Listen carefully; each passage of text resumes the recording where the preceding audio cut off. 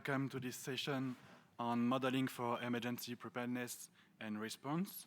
My name is Alex Drouin, and I'm working for the EuFMD as a fast risk management and modeling support expert.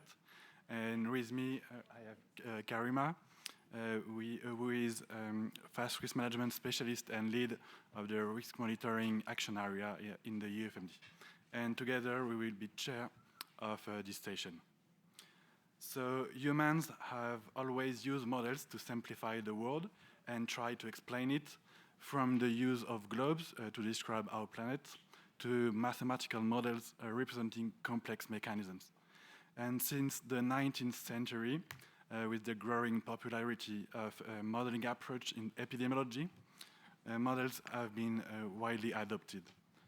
In the field of animal health, they are used from the microscopic scale to simulate pathogen behavior within hosts with intra-host models, to large international spread models representing epidemics.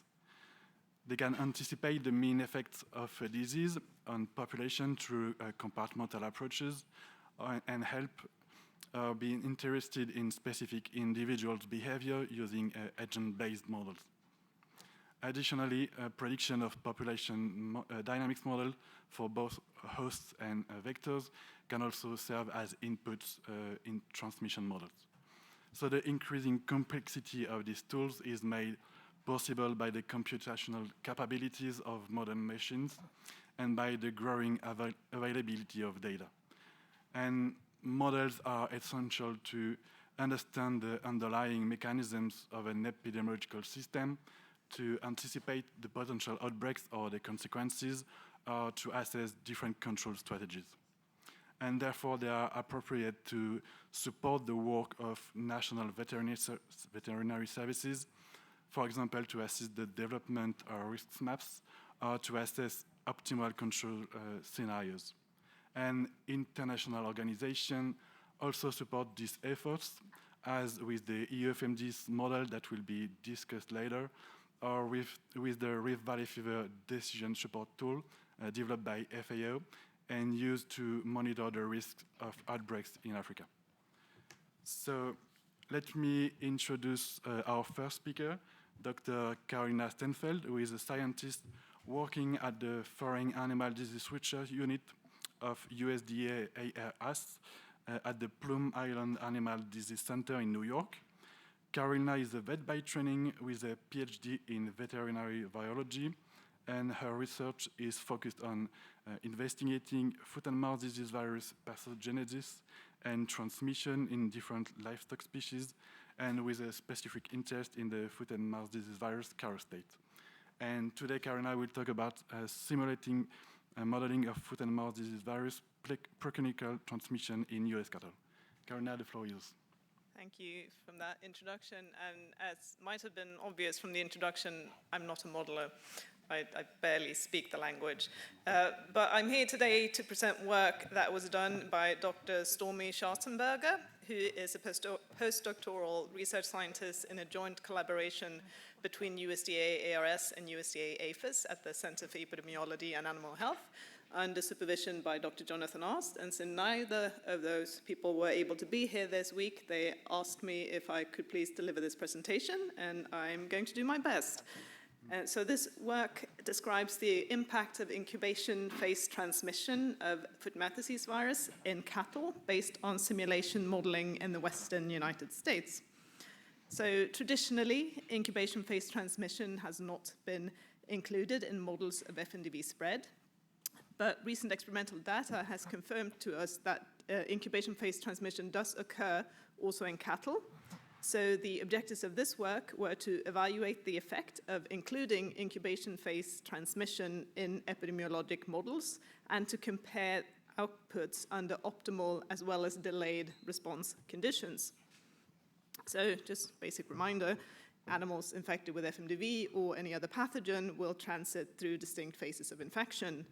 If the incubation phase, which is the period from the time of infection to the onset of clinical signs, is longer than The latent period, which represents the time from infection to the onset of infectivity, then you may have transmission occurring during the incubation phase before the onset of clinical sign, and this distinct phase is then referred to as the preclinical infectious period. Model parameters for this current work was derived from experimental studies that were done in cattle at Plum Island by myself and my colleagues. The mean duration of this subclinical infectious period from these experimental studies was 2.2 days, ranging from 1.8 to 3.1, slightly dependent on both virus and other experimental conditions. But so for modeling purposes, we included a preclinical infectious period that was altered in daily increments from 1 to 3 days. Simulations were run in Interspread Plus using a regional farm file composed of cattle operations in the western United States.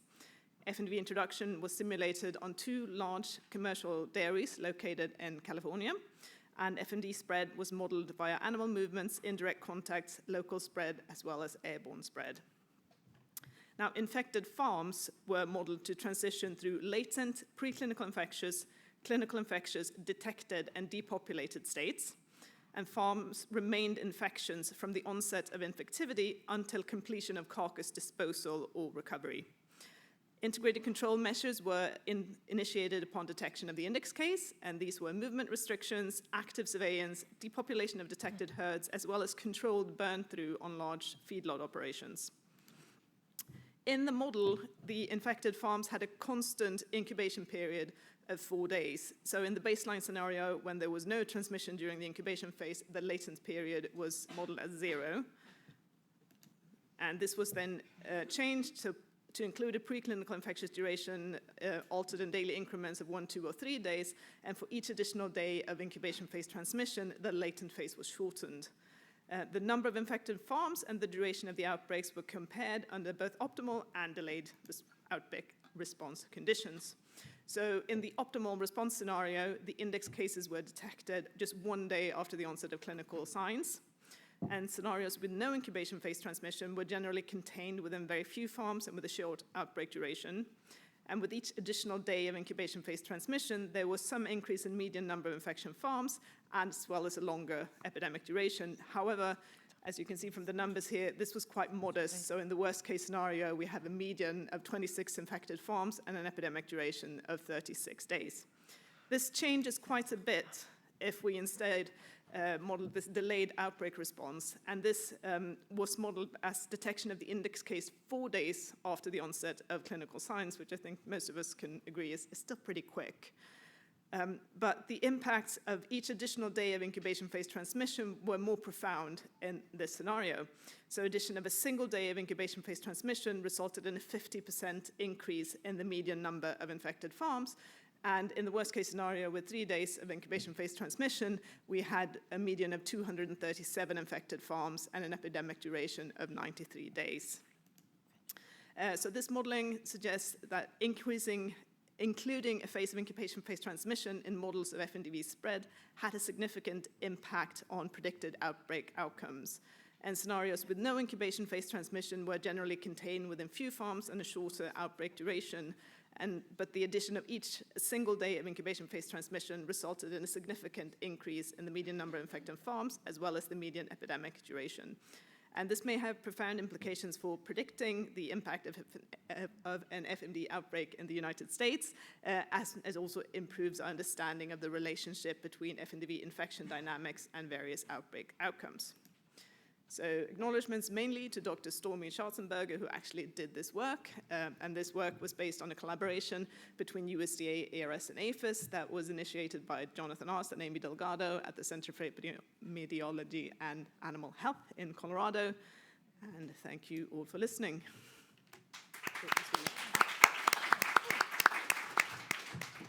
Thank you, Karina. Now, let's welcome Dr. Nicolas Cespedes Cardenas, who is a researcher associate at the North Carolina State University in the United States. Nicolás is a vet by training with a PhD in science. His work focuses on machine learning, big data, and geoanalysis to study the spread of transboundary animal diseases and to support science-based decision-making for animal disease prevention and control. and Nicolas will talk about multiscale modeling of foot and mouth disease and evaluating countermeasures in Brazilian livestock. Thank you, Nicolas. Hello, everyone. Thank you so much for being here, for the opportunity to present my work here. So I'm just going to be presenting, actually, it's just be one work, but then becoming two, and then becoming three works. So I divide the presentation in three steps. So the first one, I'm just going to introduce the model that we created, why we create the model. So give you a little bit of the background here. We start to make the model because in the Americas, there's a plan to eradicate the disease from all the country. So they are moving to stop the vaccination in most of the countries. So to do that, the country needs to be ready and act quickly if they are in the introduction of the disease. So they have to plan and make plans about what have to do in case of introduction of disease, which include how many shots of vaccine they should have. So there is an international agreement to create BAMBACO, which is international regional stock of vaccine. And right now, the countries are talking about if they agree or not to create that vaccine stocks. So here, one of the most repeated questions for the country was how many shots of vaccine we need to have in this stock. And there is here, when the modeling of the infectious disease is useful to figure out this. So the aims of this study was, the first thing was developing a model of foot-and-mouth disease using 3 host species, then test different sets of control actions in which we are changing the rate of vaccination and the populations, and then calculate the amount of shots of vaccine that they are requiring to mitigate all those outbreaks. So I will not extend too much because Dr. Caroline already spoke very well about that part. So we have here healthy, infected symptomatology on recovered animals. So this is actually the clinical point of view. Then we have the disease point of view, in which we have like a not infected, then we have latent, there's the clinic infection, then we have the clinic infection, and finally, recovered animals. But then we have actually the model point of view, in which we have the susceptibles, then we have the spokes or latent animals, and then we have an infectious period, and finally we have the recovered here. So we can use those stages to create different compartments. So here in this model, we are considering inside each farms all the data that we have available for the countries, which is animal movements, geolocation of the movements.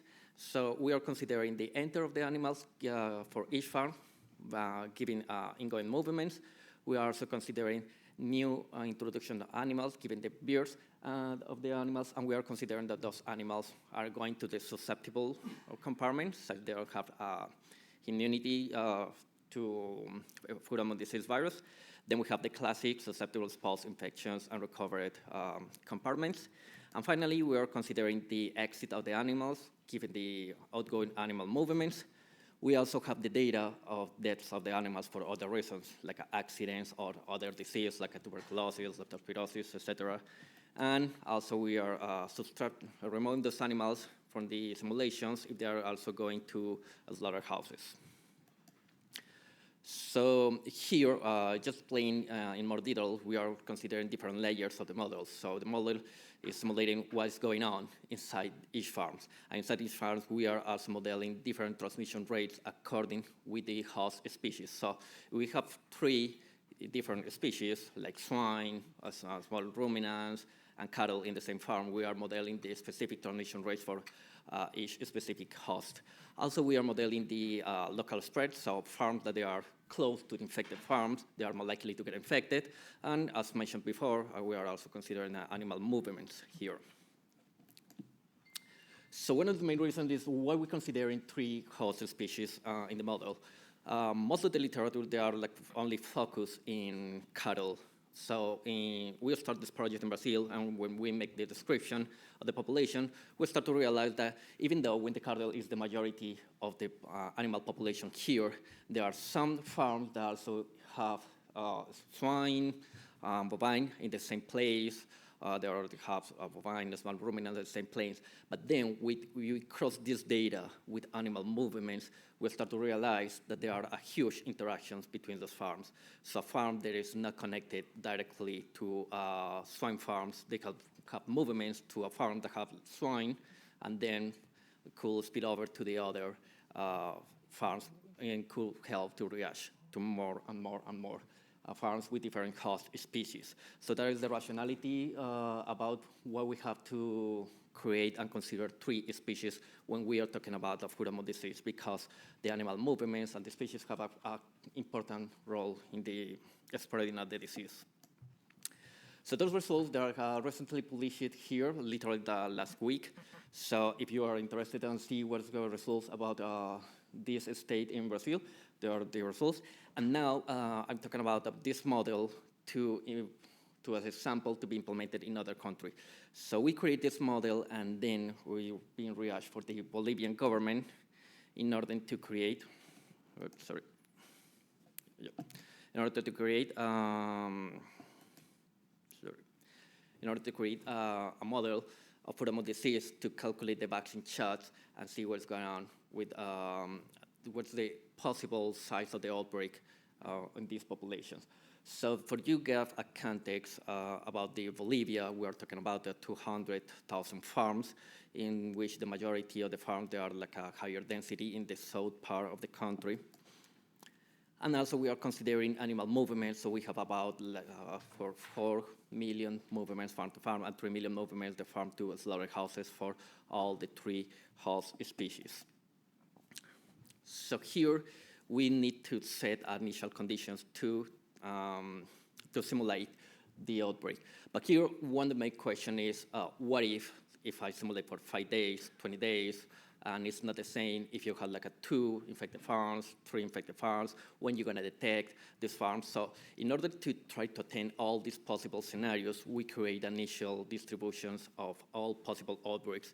So for do that, we get a sample stratified by species and municipality in order to get a full representation of the country. So that ends with 1,000 farms in which we see the infection identified infected animals, and we are considering the rest of the population false susceptible. And we see randomly the infection in any day between 2002 and 2024, which is the data that we have, and then let run the model for 20 days. So here are the initial conditions that we got to test then control actions. So you can see here the majority of the simulations find about like 5 to 25 initial infected farms, but also we can get like a really bad scenarios in which we have like a 50, 100 to 300 infected farms in just 20 days. But they are not often the most common results that we found here. There are like a 5 to 25 infected farms. So using those initial scenarios, we create a set of different control actions. Those control actions include the population, so we are depopulating infected farms within the infected zone. We are considering vaccination, and here is also, we also include that 15 days to delay in the initiate the vaccination, because we are considering that they are calling for someone, that someone is gonna initiate the vaccine production, then the vaccine production is gonna make the starters, get ready, send to the country, and then to the country, they need to deliver it to the veterinarian to the state, and all this process is gonna take, in the best case scenario, 7 days, in the worst case scenario, 15 days. So we said here to the model, okay, let's think about this 15 days.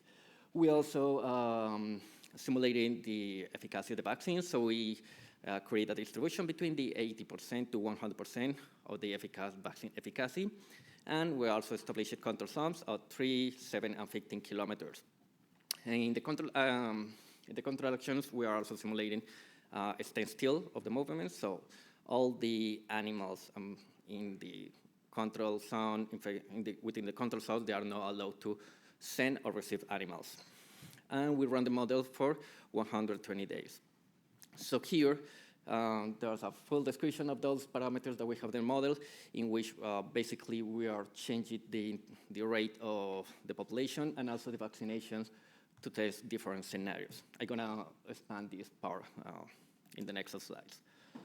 So here, discussing with the policymakers in Bolivia, we establish it two outputs, when the simulation is controlled and when it's not controlled. And what is that?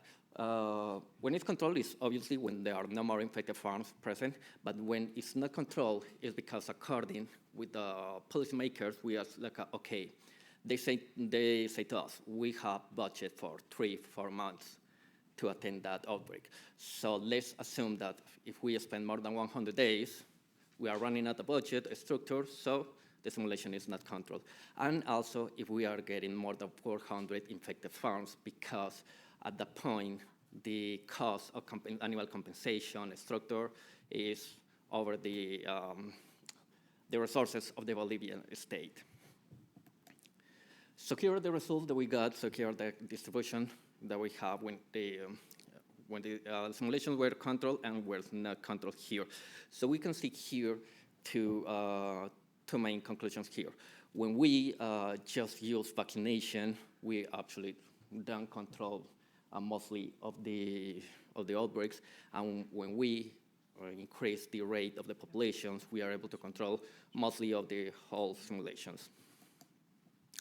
So also we want to map here the farms or the areas with the most reported number of farms infected across all simulations. This model is stochastic, which means that we run 1,000 times all the farms. So at the end, we count over those 1,000 farms, how many times the same farm was infected, and then put in the map this. And this is really important because after we run this, if you see the north part of the country, the policymakers could look at the map and see, okay, this is not a higher density area, so maybe if I go with just the population that's stamping out the farms, maybe it could be a good approach, thinking about recovering the status of freedom of disease in a short time, so that could be a good option. However, if I have individual states, it's totally different. So if I have an outbreak in a higher populated and density areas here, I will call faster to get more vaccine and more resources because it's likely to have largest outbreaks in this region. So now we have here, we calculated the daily number of vaccine shots that we have here. In median, we have like a 1,782 shots used by day across all scenarios. I'm going to expand these final numbers in the next slides, in which we can see here two patterns. The first thing that called the attention here is when they use the population rates across the scenarios, we have a similar percentage of control outbreaks, about 60 to 62%. However, when I increase the number of vaccinated animals, I could reduce the time working on the control actions. So there's an important conclusion here. Even though when I set the population rate, when I increase the vaccination rates, I will decrease the time working on control actions as well. Also, the other conclusion here is when I only use vaccination, I only will control the 0.6% of all these simulations. So it's at least for Bolivia, according with the model, is a bad idea, just depend of the vaccination. And on the other hand, when you create like a really higher budget with 6 to 7 the population farms per day, which apparently is not too much, but trust me, for the Bolivian conditions and Latin American conditions, the populate 6 to 7 farms is a lot, because it's just not good for, even if you are going for one animal, you have to go with the staff, with the army, with several resources, with a excavator, make a hole, put the animals, and then come back. So it's a huge structure that you have to think about, even if you are going to populate one farm with just one animal here. So here, then the conclusions of the take-home message here is the population was the most effective measure to combat the freedom of disease. But also, when you combine the populations with vaccinations, we are able to reduce the time working on the control actions. Also, we saw more higher outbreaks in areas with a higher density, which is kind of expected. And finally, this model, we are not able to exactly predict the number of farms that they are infected. So this is a mathematical model, so it's not a crystal ball, but we are able to provide a full range of potential outcomes, which helps to the policymakers to make better decisions and informed decisions in case of an outbreak. So finally, here with this model, we start a partnership with Panaftosa in the Latin America. So we start to train veterinarians about mathematical models. So the main idea for this project here was help the veterinarians to set different scenarios with their own data for different countries about what if. What if I just only use the population, vaccinations, what happened here? So when we start the project, we start to delivering the code, like a Python code, R code, and even when I try to do my best and hide all the code in Embedded, it shows one single function, was really hard for the mostly the veterinarians to say, hey, open R, open Python, and run one line. It was too tough for mostly the epidemiologists, and even more for some old folks which have a bunch of field knowledge, but they are not good with the new technologies. So one way to discover to help those populations and the policymakers to become more familiar with the models, to think about it, about modeling, was create a front end. So the idea here was create a screen in which they are able to see what's going on and simulate bad days and see what is the trajectories, epidemic trajectories, how the outbreak is going on, in which areas, so they can see and they can start to figure it out, okay, this is in this area, this is happening here, this outbreak is moving far away, so that might be because there are movements here. So that helps the policymakers to make and see the plots and everything in a really simple way. So that helps a lot. Also, this model, we use the model to train the veterinarians about the outbreak. So they are able to create control zones and also click in each point and see, okay, how many farms we have here and what is the current status of these farms. One thing that is important to front end is also we are able to link with real data. So actually, we use this front end to attend outbreaks in influenza in this state of Brazil. We link this website with an app in the cell phone. So the veterinarians in field, they are able to fill all the information about if the farm was, whether it was depopulated, vaccinated, and what's the current status. And the policymakers could see everything in real time here. So after that, they are able to see what's going on with the outbreak, if they are doing well, if they need to improve, and which part or which things have to improve in order to get better results and simulate different outcomes. So they can make better decisions here. So the last thing here, we gain a bunch when we make like a friendly user interface to most of the veterinarians. The focus was more in okay, what happens if I depopulate, if I vaccinate, if I change the ratio, the control zones, and that helps a lot to create really good and deeper discussions because they start to realize that it's not just because to create a model, it's just have a good data. So the policymakers are working with the data from the other countries and they start to realize that, okay, maybe I have farms in the middle of the Atlantic, so that's wrong. So they start to looking at that kind of errors and fixing the data and improving the data.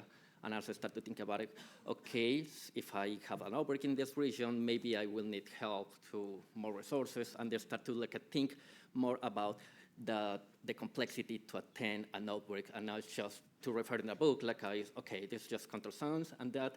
So that create really interesting discussions, and we don't focus about the technical issues. So that helps a lot to the people figure out and be ready in case of that outbreak. So here, finally, when we put that and we put it on the map, all the outbreaks, they are able to trace back. And this is actually a real case scenario in which we are able to trace back all the movements so that people can figure out, okay, these farms have a bunch of movements, so we are looking for this contact and make the epidemiological investigations accordingly with the situation. Finally, this is the part of the modeling is just one module of several modules that we are offering here for the different websites. So we have the RAP app, which is a biosecurity application for swine productions in the United States. And we have the PDCA, which is a platform of animal defense in Brazil. Finally, we are glad to train several veterinarians and policymakers from different countries. So there's a couple of pictures of those trainers, which is really nice to have the opportunity to extend, define the things that we create in the academy, and then start to the policymakers, which they are the final users, and they are the people that got most of the benefits are for those guys. So we are really happy to moving forward and create more and more workshops and keeping developing the model in order to help policymakers to get a better and informed decisions. Finally, quite announced here, we are hiring in our lab. So if you know someone that is interested in modeling or geospatial analysis, please reach me out and we can talk about it. So that's it. Thank you so much.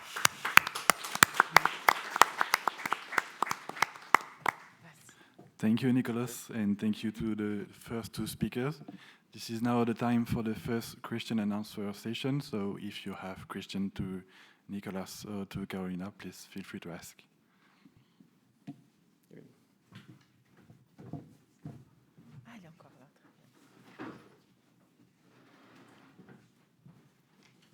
Any question?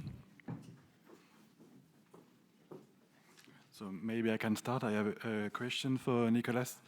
You showed example of application of the model for both Bolivia and Brazil, but did you try to connect the two models to make a regional model? Do you think it would be relevant, and what would be the challenges of achieving such a model? Yes, there was an idea that we have. Yes, we have the data, and we have the data to connect Bolivia with Mato Grosso and Mato Grosso do Sul, which is these states that have large border. The problem to model that is the information. So create the algorithms is more harder than create the models. So we didn't do that yet because of that. We are waiting for the agreements between the two countries. So it's a bunch of bureaucracy, which is out of my hands. So yeah, that's the reason. At the moment. Yeah. Any question in the room? Yes.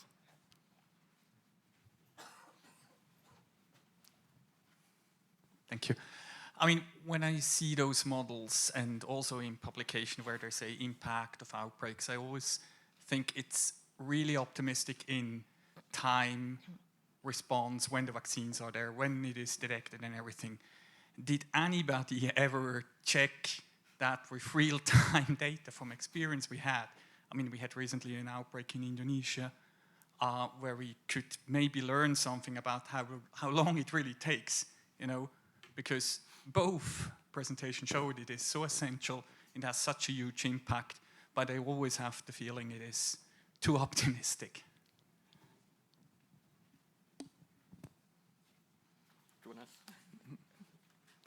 That's a hard question, it's for you. Yeah, I can't other than agree. From the real, I don't, since I didn't actually do the modeling, but yes, I think both the scenarios that I showed were, you know, fantasy scenarios. Even we call it a delayed response, and it's delayed by 4 days. You know, that's not a delay. Yeah, also I have to say, when we are doing the workshops, one of the questions was like, what's the delay between the detection case and then start to implement all the counteractions? And the response was like if depends.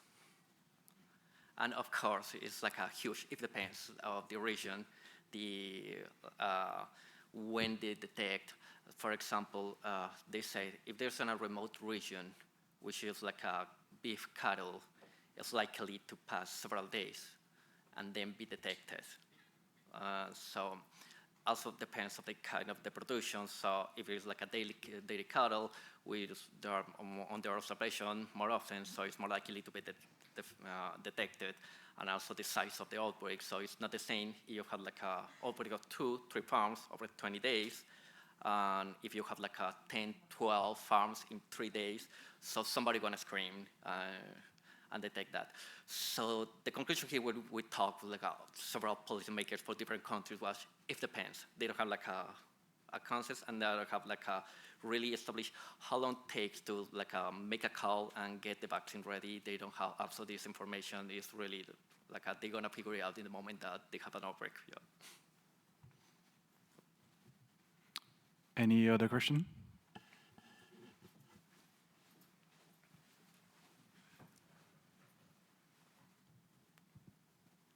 I can add a little bit to that, if you have a contract with a vaccine producer, you could have the vaccine within a week. Yeah. And protection also doesn't wait till 14 days. It starts already the moment, few days after you inject it. There is some level of protection and it increases. So the model is on one hand also a little pessimistic. I think that in the modeling, as far as I know about the models we developed in the Netherlands, these models using the interspread model, they have a lot of parameters you have to fill in, and a lot of those parameters we are not sure. We are absolutely not sure what they really are, and that makes them, these models, very sensitive for these assumptions. And I would not worry too much on the speed of vaccine development, of the deployment, but mostly a lot of these models assume that FMD spreads like hell and that it's very quick, but transmission rates are often slower than we think. Only the moment we interfere with it, something happens. So we also have to think about those kind of things. What do we with our screening teams? Do we spread disease, or do we, and those kind of things. And the moment people know that infection is present, it seems to spread quicker. Our 2001 outbreak was more than 3 weeks introduction before we detected it. And then, but then after detection, a lot of farms just on one day, 2 or 3 new farms. So yeah, then you always think, yeah.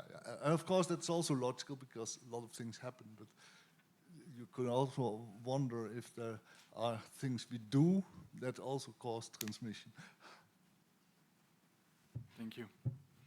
Any last burning question for our speakers? If no, we will move to the second part of this session, and I will hand over to Karima. Thank you very much to all presenters. Thank you, Alex, for co-moderating this first part.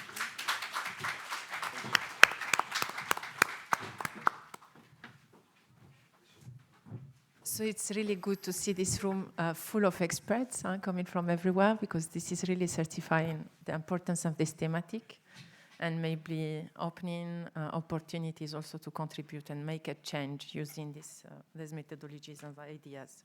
So our next speaker will be Dr. Tatiana Marschik, sorry for my pronunciation, who is postdoctoral fellow at the University of Veterinary Medicine of Vienna.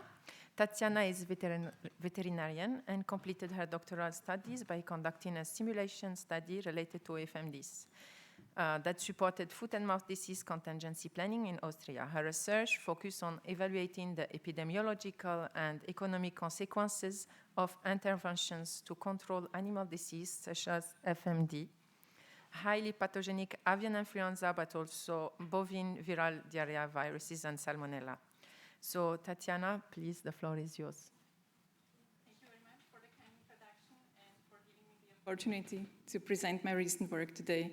In my talk, I will give you an overview of the ADAPT tool, which was developed to simplify and facilitate the processing and the analysis of the EuFMDis model output data. I'm sure that many of you here are familiar with this screenshot. But for those who aren't, it's the EuFMDis model a simulation model, multi-country simulation model for food and mouth disease spread. It was developed and supported by EuFMD, and it was based on the Australian simulation model AADIS. It allows countries to assess their preparedness and to evaluate the effectiveness of different control measures.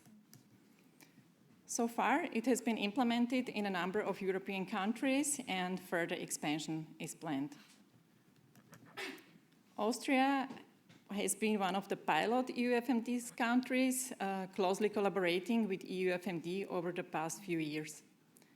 The results of this collaboration have been published in peer-reviewed journals and shared through numerous webinars, training sessions, and workshops. And this strong collaboration also resulted in the development of the ADAPT project in 2023, which I am going to introduce in the following slides.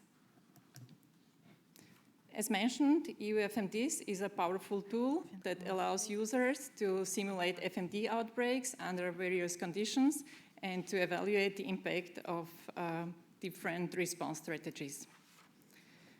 It provides detailed insights into disease spread dynamics, transmission patterns, epidemiological consequences, economic impact, and resource allocation. However, it has also some limitations. The EuFMDis model output is generated as numerous CSV files presenting raw data, making thus the data analysis time-consuming and requiring advanced statistical skills or even programming expertise. These challenges have considerably limited the wider adoption and practical use of the model among the member states, despite its great potential. To address these challenges, we aim to develop an intuitive web-based tool to simplify and facilitate the data processing and encourage broader use of the model within the EuFMDis community. Collaborating with colleagues from the Austrian Veterinary Authority, we designed a user-friendly application to standardize and facilitate the processing of the EuFMDis output, making the model more accessible and attractive for the participants in the EuFMDis member states or participating countries. The recently finalized ADAPT tool is a web-based application developed as our Shiny app, and it is easily accessible via a web link. It uses raw EuFMDis data, and it works very fast. Within a few seconds after the upload, it delivers a comprehensive overview of the analysis of the simulated outbreak.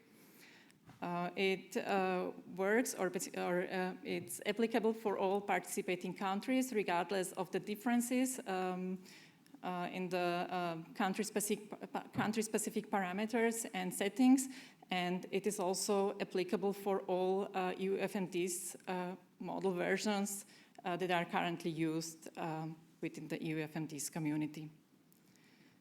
In addition, we incorporated a diagnostic module which, based on certain epidemiological output, estimates the diagnostic test capacities necessary for the successful surveillance during the control phase of the outbreak.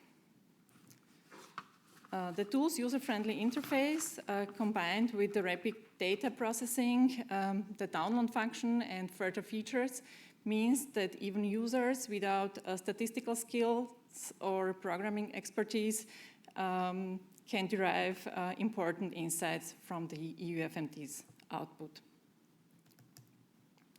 Here I would like to show you a few screenshots from the app, which provide a comprehensive data analysis. The app processes approximately 70 different output fields, among others, for example, the number of infected holdings, the duration of the control phase of the outbreak, total losses, number of surveillance visits conducted, and so on, and categorizes them into 5 different key topics. These results are presented as or in form of tables and graphical overviews, including box and whisker plots. Given that EuFMDis is a stochastic model, such analyses effectively capture and visualize the variations and random fluctuations between the individual iterations.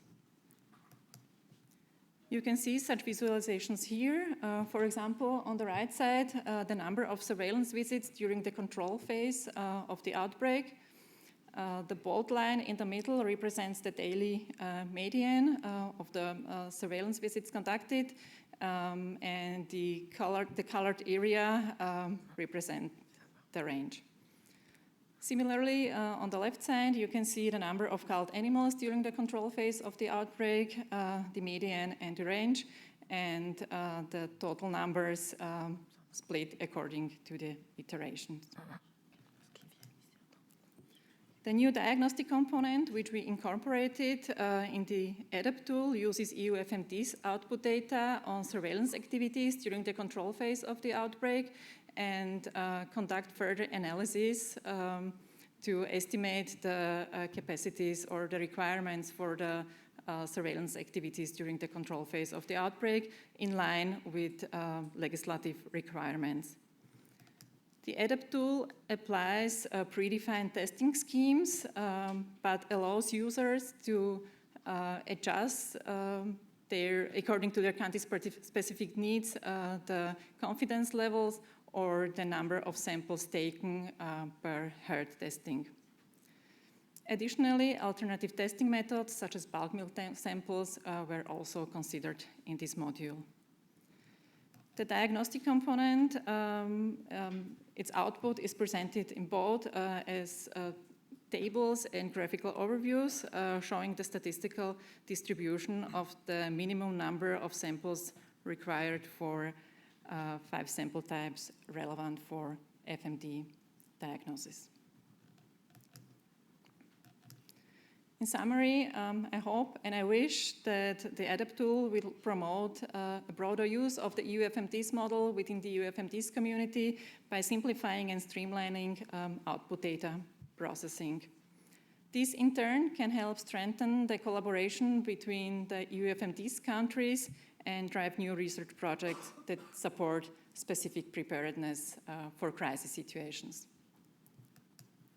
And this brings me to the end of my presentation. I would like to thank my Austrian colleagues for collaborating on this project and EuFMD for their financial support and kind cooperation. And also thank you to you for your attention. Thank you. Thank you very much, Tatiana. Now, without too much delay, we can go to the second speaker. Dr. Beate Conrady, please take the floor. Dr. Beate is a professor at the Department of Veterinary and Animal Science and the leader of the Infectious Disease Epidemiology and Animal Health Economic Group at the University of Copenhagen. The primary focus of Beate's research is to support decision-making within the contingency planning of veterinary public health authorities. Beate is also consultant with us, with EuFMD. So today, Beate will answer to the question, can the Danish Vet Authorities achieve their key performance indicator targets in an event of FMD outbreaks? Please. Thank you for the kind introduction. My name is Beate Conrady, and today I will present whether the predefined key performance indicators in the Danish contingency plan can be achieved with the current available resources in case of an FMD outbreak in Denmark. Before we delve into the topic, I would like to provide you some background information on the Danish livestock production. Denmark has more than 40 million livestock, 86% are pigs, and most farms are located in central and southern of Denmark, while in northern of Denmark we will find the highest livestock density, primarily consisting of pigs. 11% of the farms have more than one species susceptible to FMD. And this stated in contrast to many other European countries, for example, UK, where I think they have 57% multiple species farms. And this causes that we have a lot of movements activities across different species. But this is not the case in Denmark. So you can see in this contact probability map, cattle farmers in Denmark often trade with other cattle farmers. Pig farmers trade often with other pig farms, and so on. Additionally, 30% of the Danish farms have no livestock movements to other farms. And the last FMD outbreak was 14 years ago. However, as we learned yesterday, FMD circulates in more than 70% of the global livestock population, means posing an ongoing risk of infection to European countries. Therefore, our aim was to assess whether the predefined key performance indicator in the Danish food and mouse contingency plan are reachable with the current resources. We should identify areas of operation activities where the resources and capacities may be insufficient to meet the key performance indicators. This means if we identify constraints to perform surveillance visits or culling activities. And our last aim was to estimate the resources needed to respond to an FMD outbreak in Denmark while meeting the predefined key performance indicator. This means we should provide investment recommendation for the veterinary authorities. Yeah, to assess the key performance indicators, we use the EuFMDis model, and we adapt the model for the purpose of this study in collaboration with the EuFMDis team, especially Richard. And yeah, we simulate these key performance indicators, and these key performance indicators are defined in the contingency planning, and key performance indicator 1 means that the case reporting time should not exceed 1.5 days. This includes a notification until the confirmation with the PCR test. The second key performance indicator means the culling of infected herds should not start later than 1.5 days. The third key performance indicator means that all surveillance visits should be performed in the protection zones within 7 days and in the surveillance zones within 14 days. And the last key performance indicator means that the culling of contact herds should not be later than 2 days after the declaration of FMD. As I mentioned, we used the EuFMDis model, and we simulated 2 scenarios. The first scenario include outbreaks where we randomly select 1,000 dairy herds, 1,000 weaner pig herds, and 1,000 small ruminant herds. Why these high numbers? This approach allowed us to capture variability across herds within production systems. The second scenario, we initiate the outbreak in one of the most worst case herds, which we identified in scenario 1 in terms of number of infected farms and the trade losses. Our research question, as was the question before, about the timing and the data inputs, is highly dependent on the resource inputs in the model. This means how many surveillance teams are available in Denmark, how long it takes to visit an average cattle farm, how long it takes to cull a farm. But our data were provided by the Danish Veterinary Authorities and based on former outbreaks, not related to FMD, but related to other diseases like, for example, for avian influenza. And yeah, both scenarios were simulated under 2 conditions, with the current available resources in Denmark and with a dream situation. This means with unlimited resources. An unlimited resources scenario provide insight into the level of resources that are needed to meet the key performance indicator. And this brings me to our simulation results. Let us start with scenario 1, where we randomly select herds per species. And we introduced basic control measures once the first FMD case was detected. Basic mitigation measures means in Denmark we would have a 3-day standstill period. We will introduce surveillance zones and protection zones, and we will cull infected herds. And in scenario 1, on average, 6 farms become affected, with livestock movements identified as a primary driver for the spread of FMD in Denmark. Nearly all key performance indicators were met with the current available resources, except key performance indicator 1. Key performance indicator 1 is the case reporting time of 1.5 days. Because here we rely, of course, on the farmers and the vets to report the cases, and this we can't improve really when we increase human capacities in the veterinary authorities. And we see in this box plot diagram, with the current available resources, we would have a delay of 4.5 days, and our aim in the contingency plan was 1.5 days. With unlimited resources, we would still fail to reach this key performance indicator. As I mentioned, we rely on farms and vets to report cases. And this finding indicates the urgent need to increase the awareness and to improve the reporting of FMD cases in Denmark.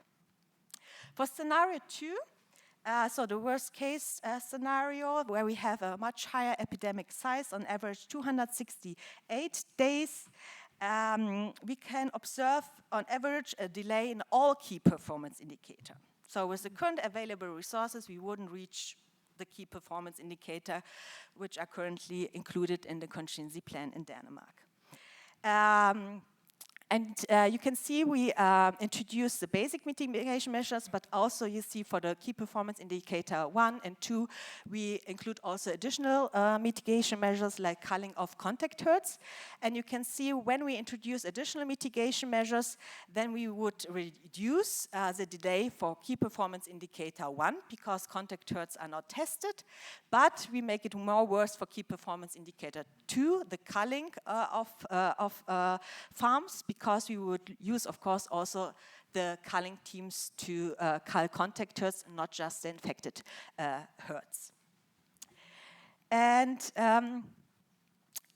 for example, we can use the key performance indicator 3 as an example. We introduce FMD in dairy herds, and you can have a look on the box plot diagrams.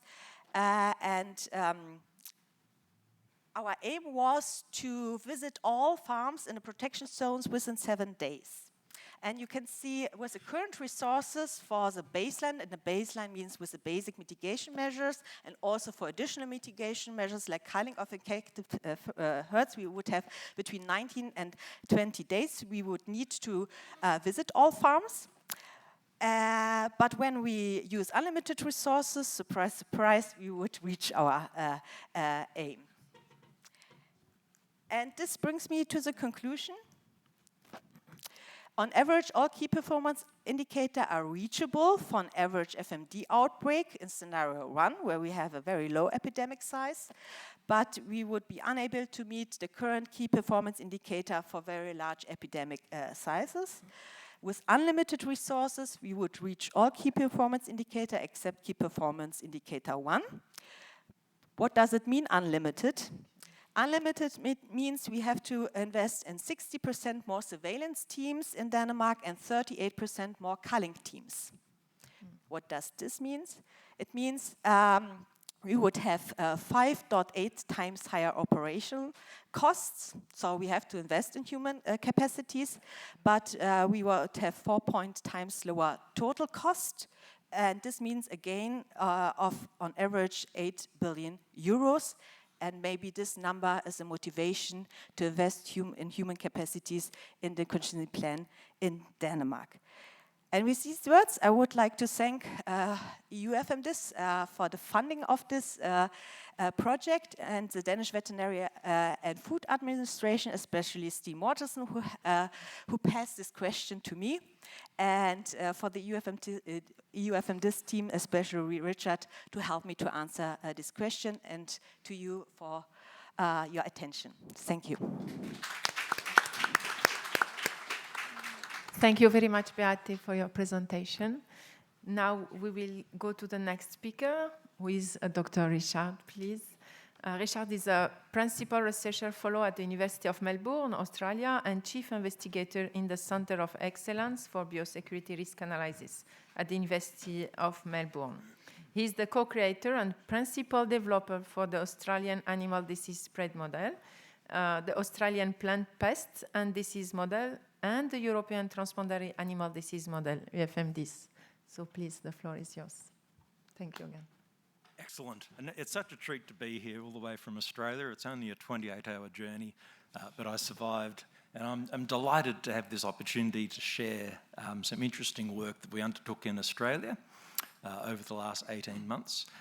The government funded us to develop a decision support tool to help them better prepare for an incursion of lumpy skin disease. Now, our starting point is not actually LSD, it's FMD. So back in 2012, I wrote a Java program closely working with epidemiologists in the Australian government to better understand potential outbreaks of FMD in Australia. So what came out of that project is a model called ADIS, Australian Animal Disease Spread Model, and it's effectively a flight simulator for veterinary epidemiologists. So it enables a user to simulate the release of a pathogen in any farm in Australia on any day of the year. If it establishes, it can spread through a range of pluggable spread pathways, representing direct contacts, indirect contacts, airborne spread, market super spread, vector-borne spread, spillover, etc. And the whole point of doing this is it allows experimentation. So as nicely demonstrated by Beate, you can sit down and do very cost-effective experiments on control. And importantly, we do take life into account, so we limit the resources. We have resource pools, and you have to seize a resource, like a veterinarian or a truck or a helicopter, before you can do the action. And if there's no resources, the action queues. So we let life get in the way of this simulation model. Now, since then, it got a little bit out of hand because it was just meant to be a 2-year project. And we went on to work on other diseases in Australia. So we've looked at blue tongue, African swine fever, lumpy skin disease. We've looked at spillover with our feral pig population in Australia. In New Zealand, we had a very interesting project with Mycoplasma bovis. So that's a slow-moving, slow-burn bacterial disease, a great contrast to a raging forest fire of FMD. So that enhanced the capabilities in the model. In the US, we've looked at blue tongue and FMD. In Canada, FMD. And of course, my good friends in the EuFMD in Europe, we've looked at FMD, classical swine fever, sheep and goat pox, PPR, and we've also looked at spillover into wild boar populations. Then things got really fruity, so we expanded the model to plant pests. So we do invasive species such as ants and flies and beetles, so a different set of government experts interested in that arm of the model. And then we went and did a human disease model as well. Now, all of these models sit on the shoulders of the ADIS core, which is a pulsating cauldron of Java code. And you flavour this Java code with a database and 4 configuration files, and you get one of those coloured boxes with a specific model in a specific context. And our box today is lumpy skin disease, which came on the radar in Australia because it is emergent in Southeast Asia, and it really made our cattle producers and our government authorities worried because we had an outbreak in a neighbouring country, Indonesia, in 2022. And so the government funded us to produce a decision support tool to help them better prepare for vector-borne disease. And the thing that was interesting was that it was our first stab at mechanical vector-borne diseases. So we looked at biological vectors with our blue tongue model and blank page for mechanical vectors. So we immediately marshalled a legion of postdocs. We did a deep dive into the literature. We did an expert elicitation with entomologists around the country, and we decided that there were 4 fly species that were of interest, 4 midge species, and 4 mosquito species. So we called those our exemplar species for transmission of LSD. So by that I just mean they're in Australia, we have a reasonable understanding of their ecology, we have some occurrence data, and the experts agreed that this was a very sensible starting point for mechanical vector transmission. And being academics, we're at liberty just to invent stuff and name it. So we've got this concept called pressure. And quite simply, we overlay a grid onto Australia, cells of 4 kilometres square, and we look at the potential distribution through habitat suitability modelling, abundance and activity, and we blend that together into a very simple pressure score between 0 and 1 for each of those species, and we allow it to vary per month, taking into account climate changes and specifically temperature or growth rates being reactive to temperature. So the example on the right there is for stable flies, Demoxys, and you can see just in that species alone there's quite a variation across the months, so a lot of pressure in the summer months and not much pressure in the winter months. Our next task was to aggregate our 12 exemplar species into a Frankenvector. So a single vector, hypothetical, virtual vector that blends our 12 exemplar vectors. So again, we went to the experts and canvassed their opinions on what they thought were the most plausible methods, plausible vectors of LSD. And we looked at things such as association with cattle, biting patterns, feeding patterns. We came up that buffalo fly was the biggest risk, then the midges, then the mosquitoes, then the stable fly, then the house fly. So we end up with these monthly national vector pressure maps, which are being depicted on the right. And interestingly, you can see in Australia, we've got a tropical top end. So there's fairly constant vector pressure in our top end, and the rest of Australia, it's more seasonal. There's quite a few cows in Australia. So roughly 30 million domestic cattle across 65,000 farms. And Australia is a bit messed up. There's kind of 10 countries all in one. We've got the far tropical north, we've got desert in the middle, we've got Mediterranean, there's subtropical, alpine areas, and the production systems vary greatly. So in the top end and the outback, we've got enormous cattle farms. So our largest cattle property is 23,000 square kilometres, which I think is sort of Slovenia-sized, not quite Belgium-sized. And in the southeast, we've got more regular production systems that you'd be more used to, so pastoral feedlots, dairies and backyarders.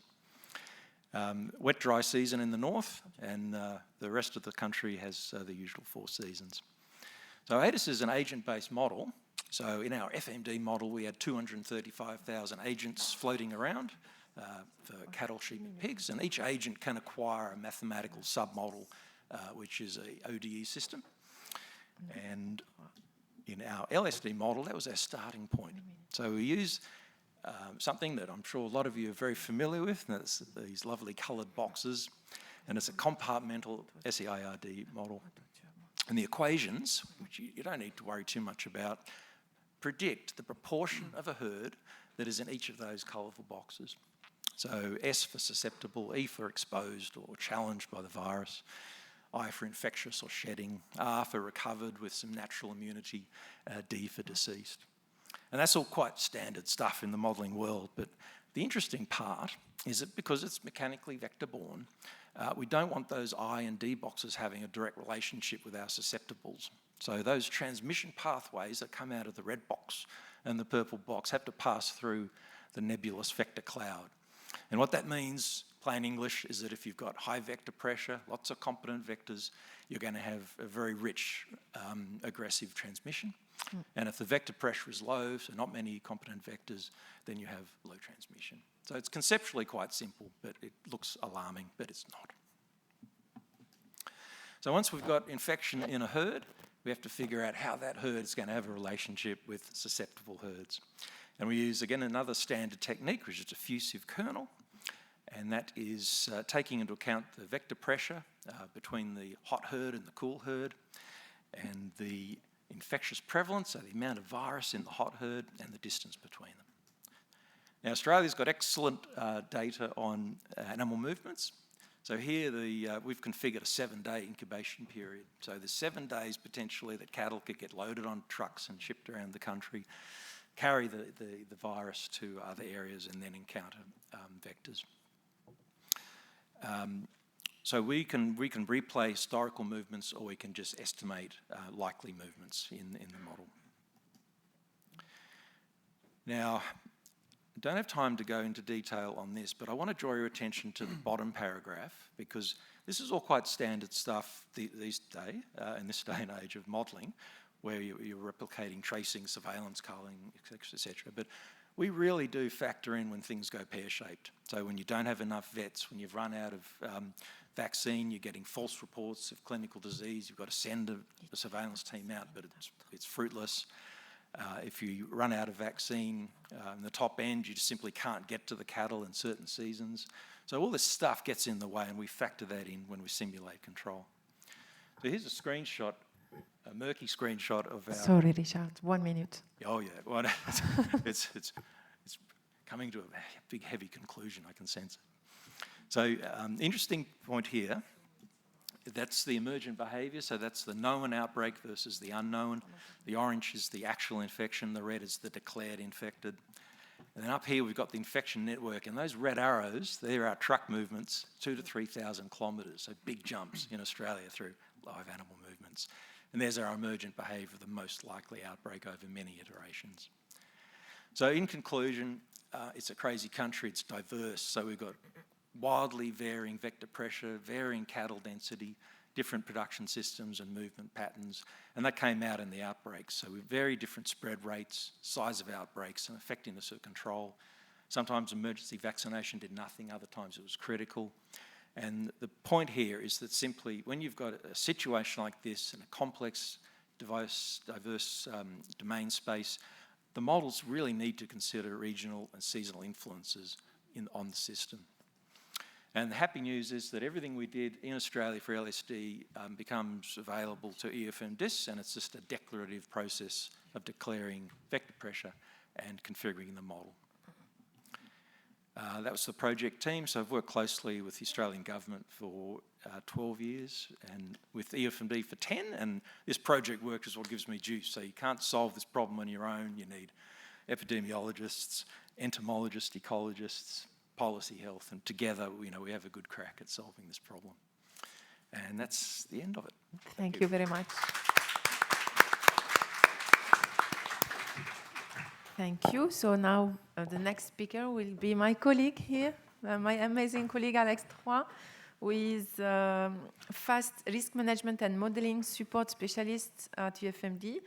Alex is veterinarian with a PhD in epidemiology, and he will be presenting his doctoral work, which was focused on risk of circulation of Rift Valley fever virus in the Mediterranean Basin. Thank you. Thank you, Karima. So I know that this is the last presentation of the day, so I will try to keep it short.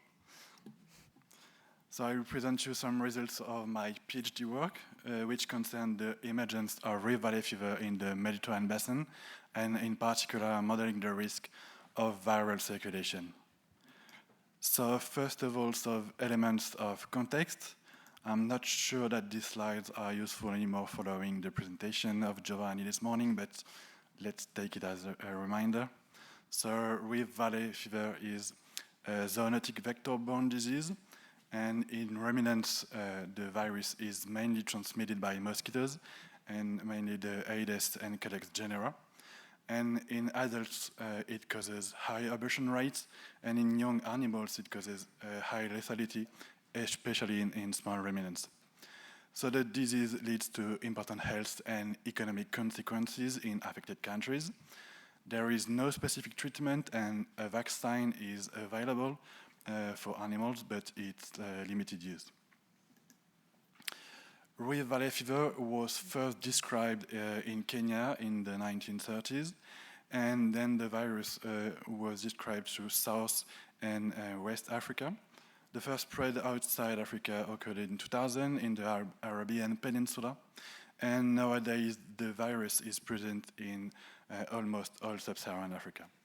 So the spread of the virus can occur through the movements of infected live animals, but also through the movements of infected vectors by active flight, windborne and human transports. Concerning the Mediterranean Basin, there are recurrent outbreaks in Mauritania. The last one was observed in 2022, and the virus emerged in Libya between 2019 and 2021. There are also some serological evidences in the Maghreb region, in particular in Western Sahara, Algeria, and Tunisia, but the presence of the virus is not confirmed. So the risk of introduction of the virus in Europe is considered as existing but low by the IFSA. And even if the trade is forbidden between Europe, Maghreb, and the Atlantic countries, there are uncontrolled animal movements between sub-Saharan countries and North Africa. So this context raises concern about the spread of the Rift Valley fever virus in the Mediterranean Basin, where competent mosquitoes are present, and in particular Aedes caspus, Aedes detritus, Aedes vexans, Codex pipiens, and Codex stellari. So there are some risk analyses that already exist in the region, in particular in Spain, Italy, Tunisia, and in the Maghreb. But these studies are MCDA, multi-criteria decision analysis, that uses a weighted combination of risk factors. They don't take into account entomological data, and they don't take into account seasonality, or if they do, it was only with a monthly time step. There is also one study performed by the IFSA in Europe and North Africa. It is based on a mechanistic model, but it only considered Codex pipiens and no seasonality. So the research question from my PhD was what are the areas and time periods the most at risk for Rift Valley fever virus circulation in this particular region. And we conducted a systematic review of the mechanistic models, a meta-analysis of the vector competence of the Mediterranean mosquitoes, a vector population dynamics model, and a spatio-temporal study of the spatio-temporal variation of the risk of circulation of the virus. So regarding the materials and methods, concerning the model inputs, I'm sorry about the color, I don't know what happened. As a transmission parameter, we used the results of the meta-analysis. For the vector abundance, we used the simulation of the previous population dynamics model. We use for the animal density, the greedy livestock of the world, the fourth version. And for the temperature, we use the ERA 5 land dataset. We also use human density population, but only to analyze the results. So the model, it considers 5 mosquito species, the Aedes caspus, detritus, vexans, Codex pipiens, and Codex stellari. The infection of the mosquitoes can only occur through the blood meal on infected hosts. We did not take into account the vertical transmission, and we considered the ornithophilic behavior of Codex pipiens. And the model considered also 2 vertebrate hosts that are cattle and the small ruminants. The viral transmission can occur through mosquito bites only, and we considered immunization of the hosts after infection. And the model was used to compute the basic reproduction number, R0. So the results of this study, the pairs the most at risk, the maximum number of pixels with R0 superior to 1 was around August. More than 10% of the animal population was exposed from June to September in Europe and from April to October, November in the Maghreb region. and more than 10% of the animal population was exposed from April, May to October in Europe. Concerning the areas at risk, from December to February, there were few areas at risk in the Mediterranean Basin. Then from March to May, there was an increasing area at risk. From June to September, most of the area were at risk of circulation of the virus, and you can see on the map that there were synchronous areas at risk in the northern and southern Mediterranean regions. And finally, from October to December, there was a progressive decreasing of the areas at risk.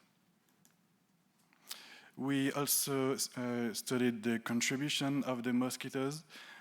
For the Aedes species, they were the most contributors in a few areas for a limited time period, as you can see on the maps on the left.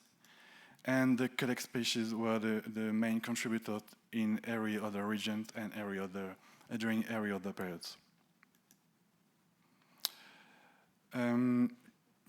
Concerning the Culex species, Culex pipiens was the main contributor in France and Italy and in the Balkans, but Culex teleri was the main contributor in the Iberian Peninsula and in North Africa. So we tried to assess the results of this study, and the only outbreaks that occur in our study of interest was in Libya, and 2 of the 3 outbreaks that occur on the Mediterranean coast occur in a pixel are not higher than 1. And our predictions were globally consistent with the precedent studies from IFSA and the MCDA conducted in Maghreb, Tunisia, and Italy. And the main limits of this work is that Culex were the main contributing genus, except in limited regions, but Culex teleri was the main contributing species in Maghreb, the Iberian Peninsula, and on the Italian coast. But we know from the dynamic population model that this species was probably a bit overpredicted, so we have to take these results with caution. So as a summary, we identified the main period at risk for disease, for virus circulation, and the main period and main areas, and we can use this result for risk-based surveillance in the region. I would like to thank all of the contributors to this PhD work, in particular my supervisor and the French Ministry of Agriculture, which funded the project. Thank you. Thank you very much, Alex. So now I would like to call back the presenters to sit with us. We can open the discussion. And please, if anyone has a question, just raise your hand. I can see someone at the end of the room.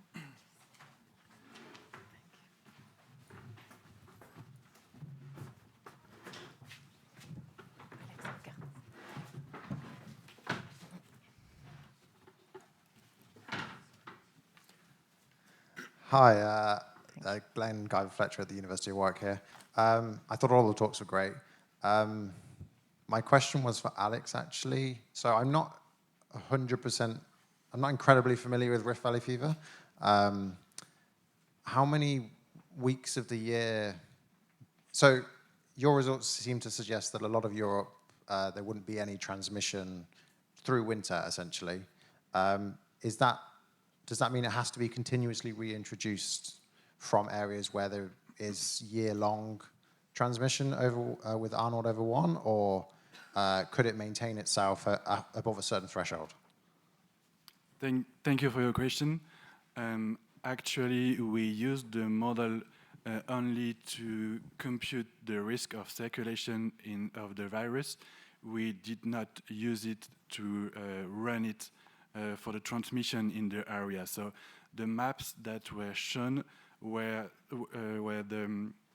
the risk of circulation for each time step.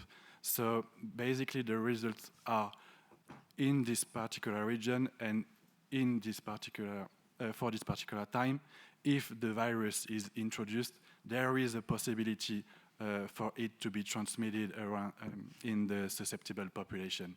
So we did not consider here the possible mechanisms for the transmission of the virus during the winter period.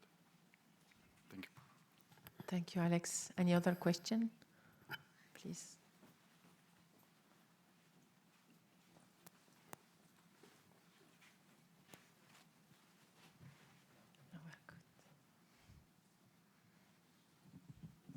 Thank you.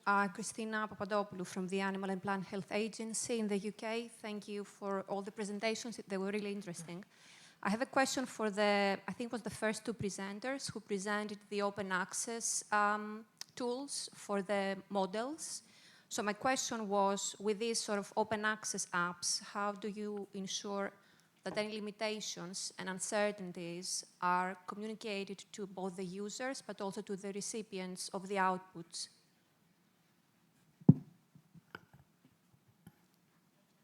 You want to answer?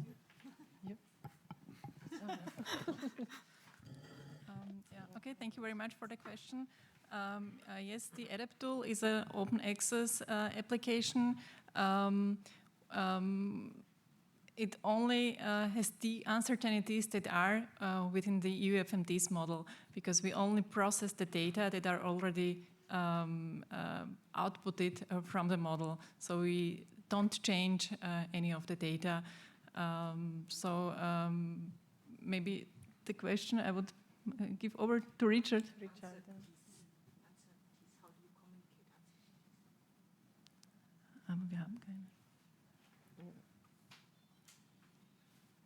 Maybe Richard, you can.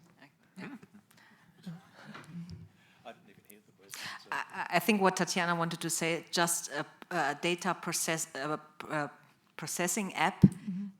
So we, Tatiana just used the outcome of the EuFMDis model, and of course there can be uncertainties quantified by performing sensitive analysis and can be also part of the app.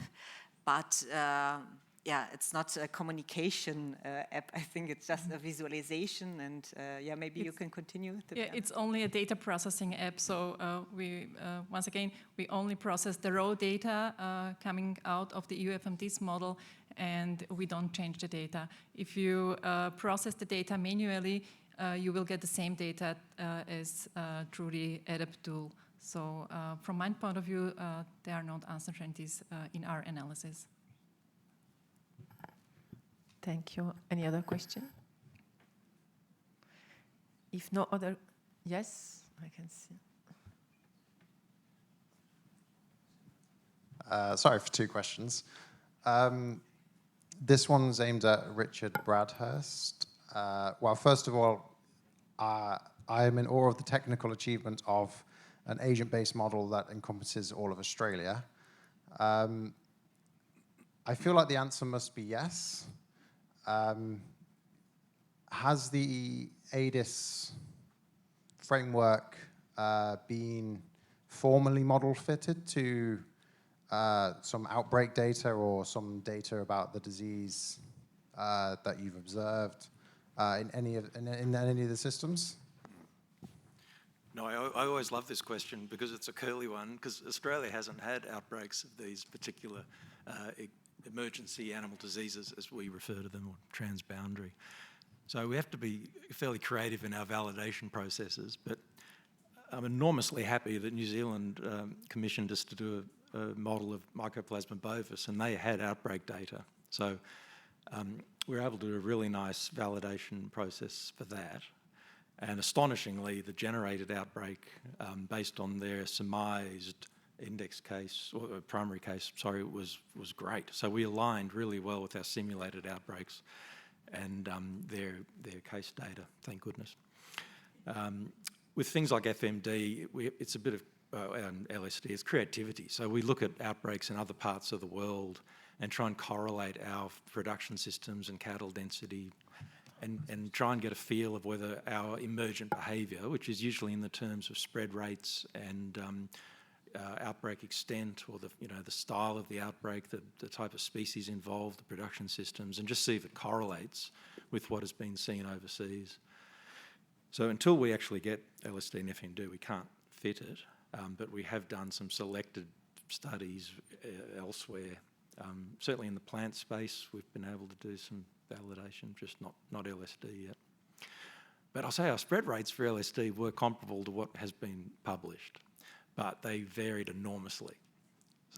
So in areas where they were kind of like what's been published, it was okay, but sometimes we got no spread and sometimes we got enormous spread, and that was just because it's a wacky country with very diverse climate, vector, pressure. Thank you very much, Richard. Last question, maybe it will be for you, Beate. So your results, were they discussed with the veterinary services of Denmark? I'm not sure, Steen, if we discuss our results in detail, but we will make a publication together, and I think we have to run some sensitive analysis, change the time in order to see how sensitive are the inputs data. I show it with the two different scenarios, but I think also within the scenarios we can change it.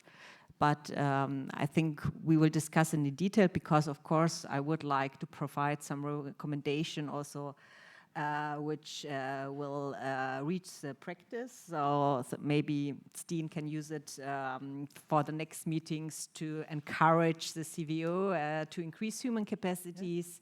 That would be quite nice. I think this is also a purpose of my work, to support the Danish veterinary contingency.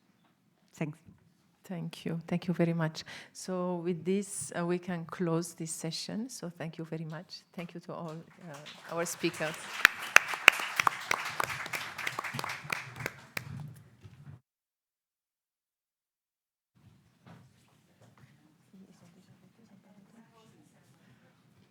If not too late, please don't hesitate to vote for the poster you prefer. It's closed. Sorry. So one of you will get the award. Yes.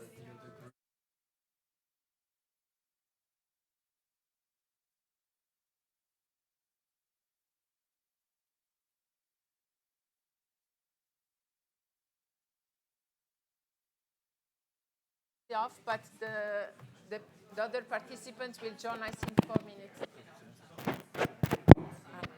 Thank you. So just to inform, please don't go too far. You have less than 4 minutes before the participants of the next room join us, and then we will proceed. Thank you very much.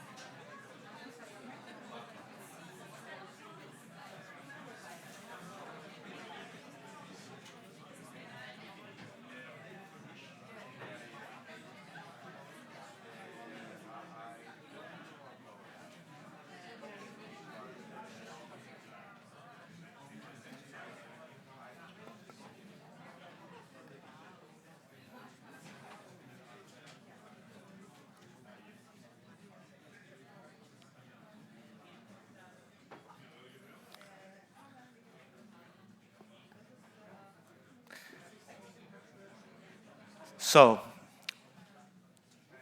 first of all, are you happy? That's good. I have the task to close the first 2 days of this conference. Before doing that, I'm thrilled to announce the winner of this open session Best Research Poster Award. And I would like, with the title Optimizing Prime Boost Interval to Enhance FMD Vaccination Efficacy in Cattle, I would like to invite on the stage Ranjita Bomana.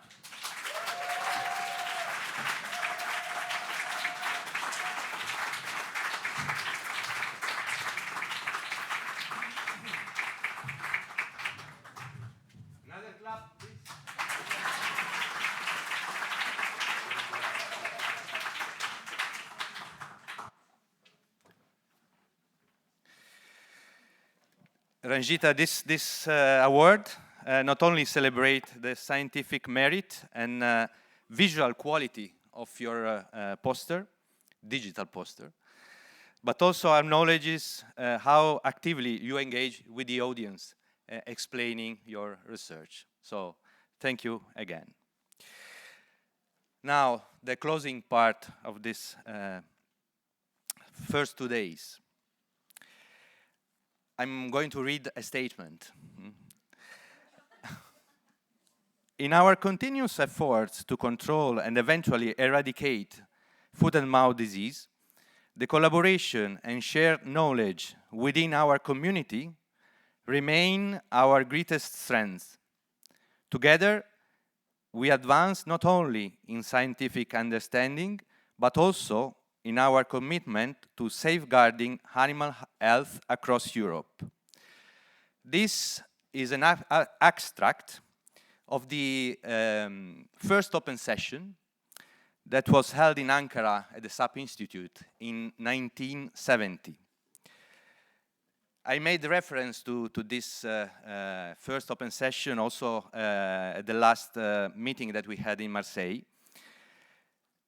because I think it is important to remember the foundation of our work and the added value that we can provide.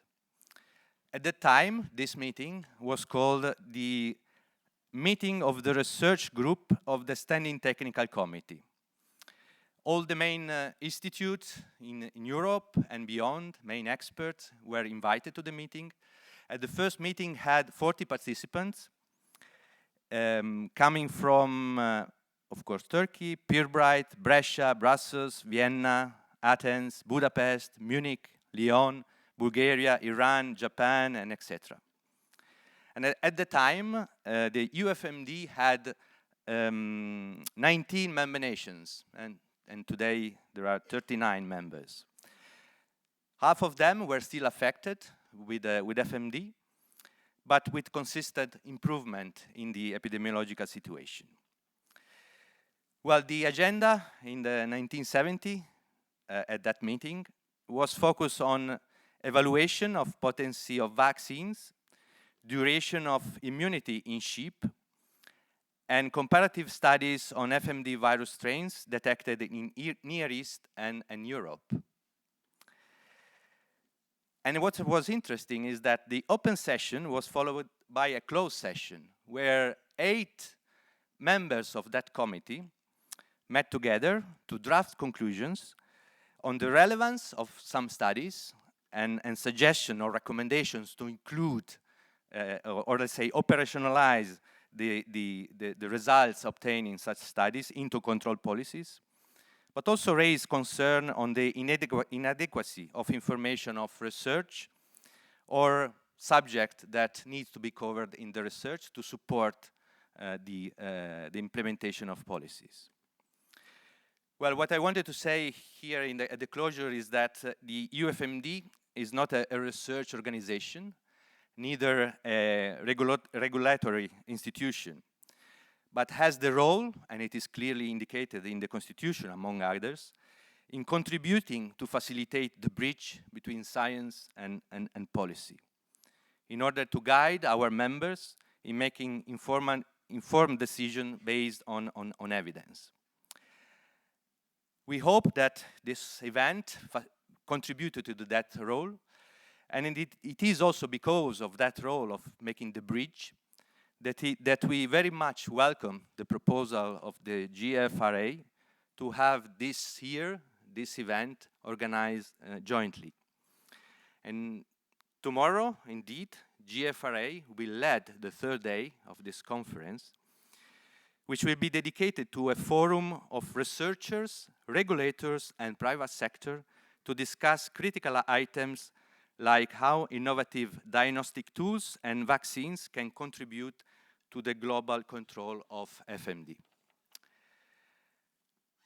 Now, at the very end of this closure, I would like to acknowledge the efforts made by the whole EuFMD team. And I would like actually to invite all the EuFMD team here on the stage. So please stand up and come here on the stage.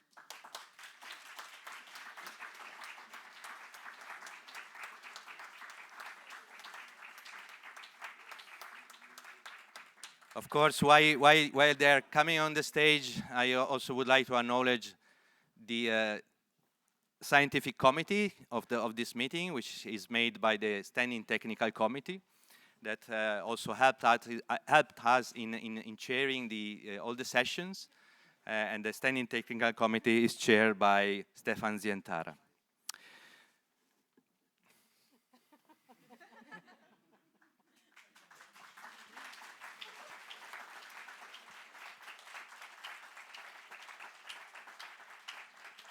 Well, I would not name everyone because otherwise we need another session.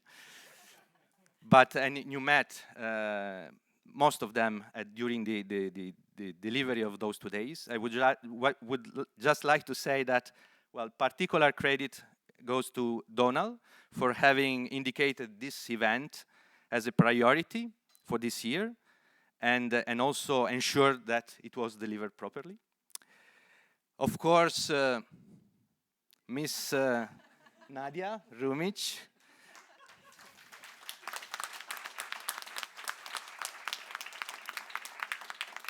for having followed all the steps related to the organization, and for leading the teams in ensuring that all was well organized before and during the event.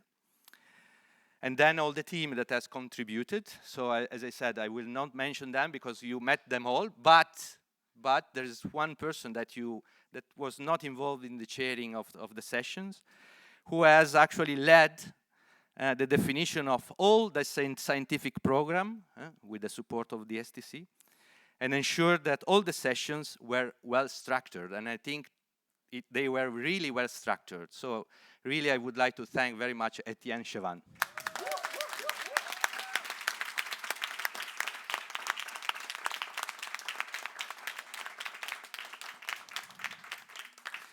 But also there are colleagues that ensured that we were here in good fit, able to follow all the sessions, so that they took care of our travel, accommodation, meals, after meals, apéro, beers, scientific documentations. And so thanks very much to Silvia, Rebecca, and Pilar.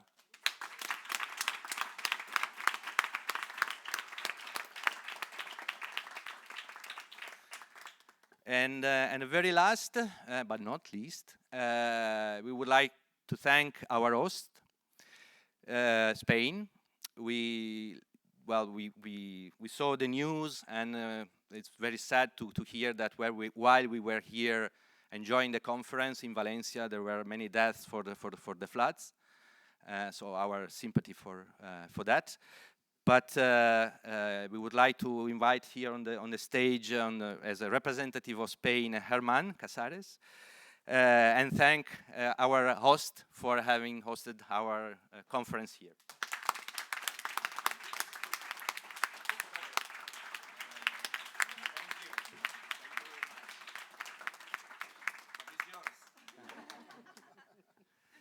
So thanks also to you very much for having participated very actively to this first 2 days. It's not finished. So, and we see you tomorrow at 9 o'clock in this room. Have a nice dinner, have a nice evening, walk in the city, and see you tomorrow. Thanks very much.